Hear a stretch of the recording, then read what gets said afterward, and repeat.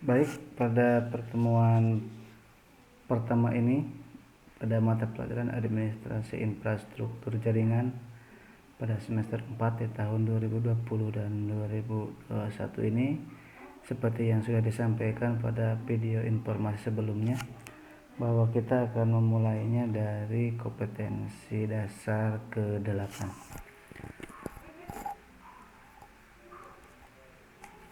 Adapun tujuan pembelajaran pada kompetensi dasar ini, yang pertama adalah kita difokuskan seluruh konfigurasi itu terhadap topologi teaching factory yang sudah kita bangun bekerja sama dengan PT Skyline Semesta.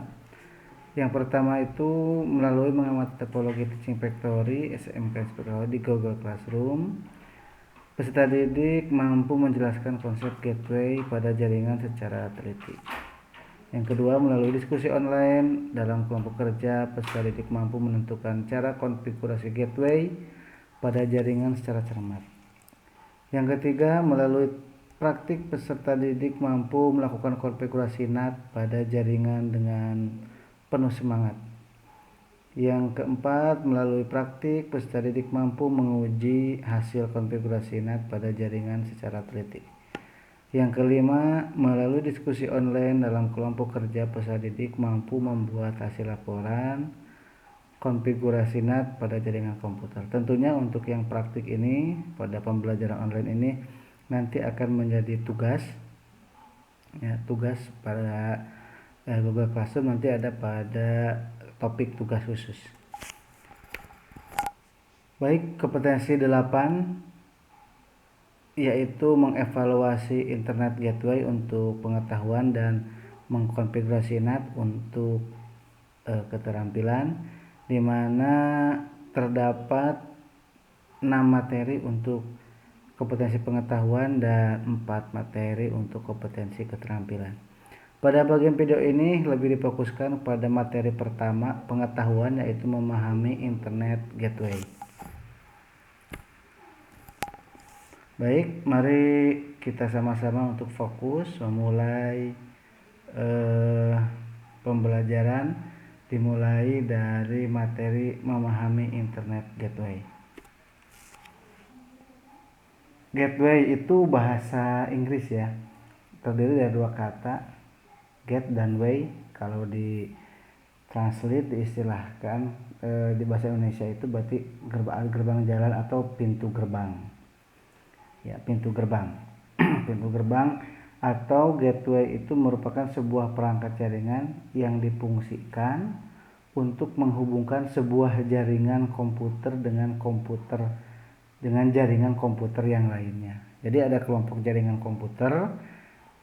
Jika ingin berkomunikasi dengan kelompok jaringan komputer lainnya, maka harus ada perangkat yang berfungsi sebagai gateway. Bisa diperhatikan pada contoh topologi ini, di mana ada perangkat jaringan lokal ini yang ingin terkoneksi dengan jaringan internet. Maka di antara jaringan lokal dengan jaringan internet ini terdapat perangkat gateway. Nah, artinya bahwa mutlak, karena ini adalah sebagai gerbang untuk dapat berkomunikasi dengan jaringan luar, maka harus ditempatkan gateway ini di antara jaringan lokal dengan jaringan luar, baik itu internet ataupun lokal juga sama ya. Yang penting kelompok jaringan, seperti itu.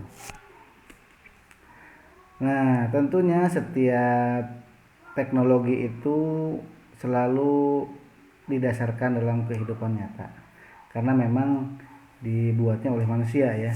Nah, dapat diibaratkan di lingkungan sekolah ini, gateway sama dengan gerbang utama sekolah. Nah, mungkin sebelah sini ya, gerbang utama sekolah atau gerbang pintu kelas bisa juga.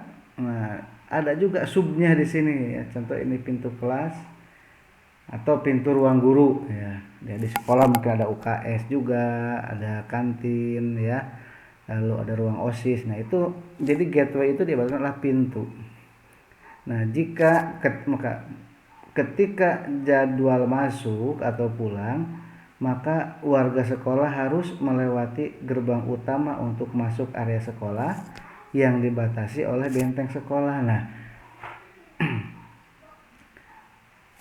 disebutkan tadi ada kelompok jaringan. Nah, di sini adalah sekolah, area sekolah ini contoh bentengnya. Nah, maka inilah yang membatasi atau kelompok jaringan kalau di jaringan.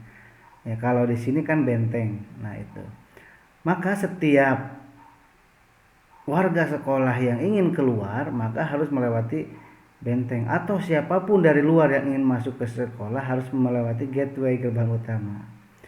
Nah, contoh real, kita dibagi dalam beberapa kelas.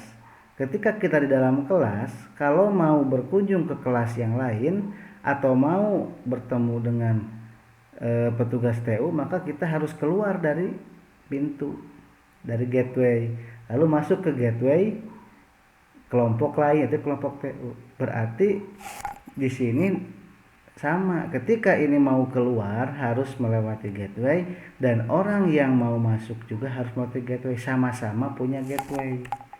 Nah, seperti ini, sama-sama punya pintu. Ini kelompok kelas, kelompok TU keluar lewat gateway, masuknya juga lewat gateway. Nah, itulah jika diibaratkan di lingkungan sekolah atau dalam kehidupan sehari-hari. Nah, lalu implementasi pada jaringan komputer apa? Kalau tadi implementasi pada jaringan sekolah itu kelompok jaringan seolah-olah adalah warga sekolah yang dibatasi oleh benteng, maka jika di area sekolah pembatasnya adalah benteng sekolah, maka dalam jaringan komputer pembatasnya adalah penggunaan IP address yang dikelompokkan dalam kelompok network address atau subnet mask atau CIDR yang biasa ada ditulis di belakang slash atau pembatas menggunakan VLAN ID.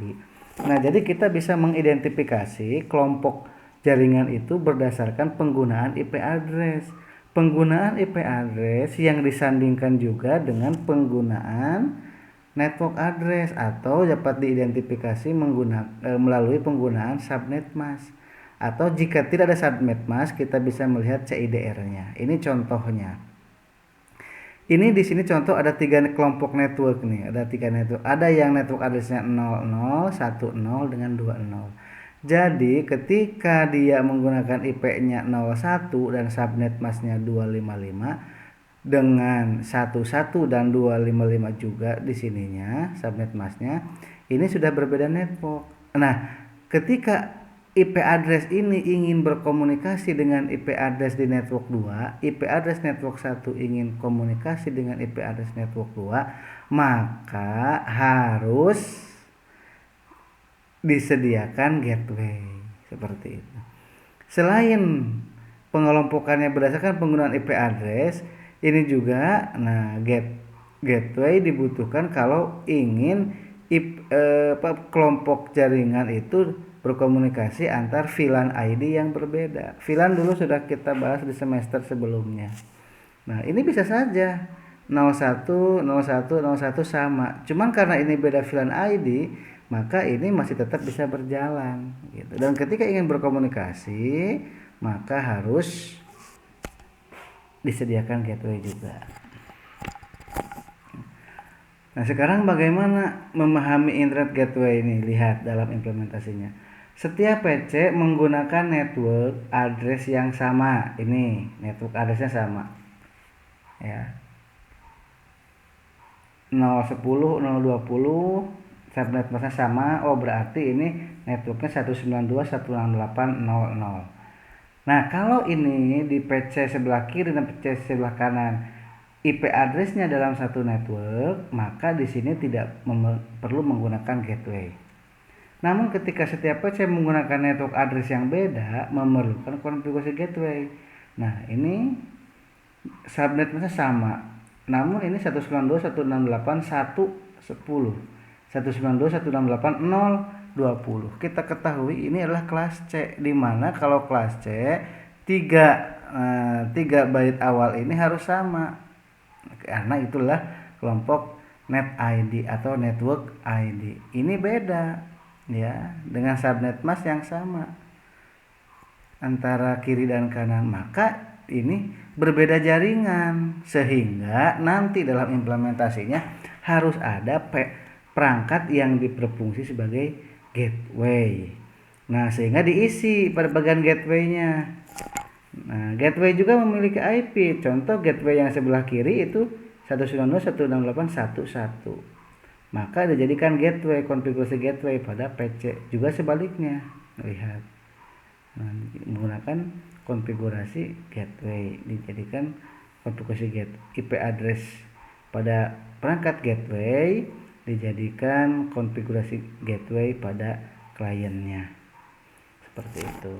Nah, itulah penggunaan gateway. Jika dalam satu network IP address yang digunakan oleh perangkat yang terkoneksi, dalam hal ini PC, tidak perlu pakai gateway. Kalau berbeda network itu harus pakai gateway.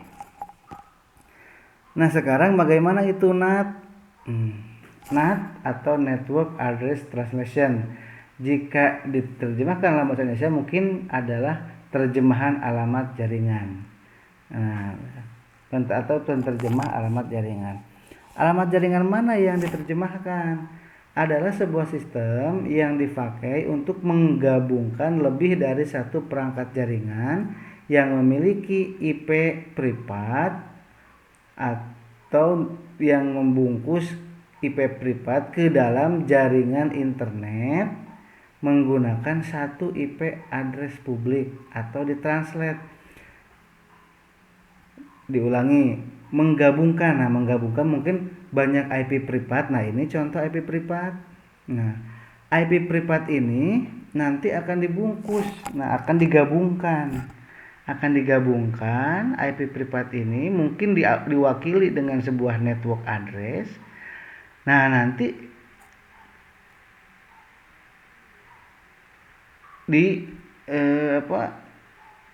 ke dalam digabungkannya menjadi diwakili oleh satu IP publik. Nah, diwakili satu IP publik. Yang ini adalah IP privat banyak. Ketika mau connect ke internet, nah, maka ini akan diwakili oleh hanya satu. Jadi setiap koneksi dari setiap PC ini nanti akan dikenal, walaupun ini IP PC A, B, C beda, nanti ketika bergaul di internet atau terkoneksi ke internet, dia tidak mengenal IP ini, yang dikenal adalah IP publiknya yang ini. Ya, seperti itu. Nah, itu sementara pengenalan untuk NAT secara umum, nanti secara rinci kita bahas pada materi selanjutnya. Dan inilah topologi teaching factory di sekolah kita, di mana konfigurasi gateway dan konfigurasi NAT ini terdapat pada 3 perangkat. Yang pertama pada perangkat A, yang kedua pada perangkat C, yang ketiga pada perangkat K. Nah, kesemuanya ini adalah pada perangkat router. Kesemuanya pada perangkat router. Berarti pada setiap perangkat ini fiturnya sudah ada fitur untuk konfigurasi NAT. Nah, demikian pada materi pertama ini Bapak sampaikan, semoga menjadi sebuah pemahaman. Silahkan untuk diulang-ulang kembali videonya, dan materinya juga sudah dibagikan. Jika ada yang kurang paham, silahkan untuk berdiskusi dengan teman atau juga berdiskusi dengan Bapak. Kita akhiri dengan membacakan hamdalah bersama-sama. Alhamdulillahirrabbilalamin. Terima kasih atas segala perhatiannya. Semoga kita semua diberikan ilmu yang bermanfaat. Assalamualaikum warahmatullahi wabarakatuh.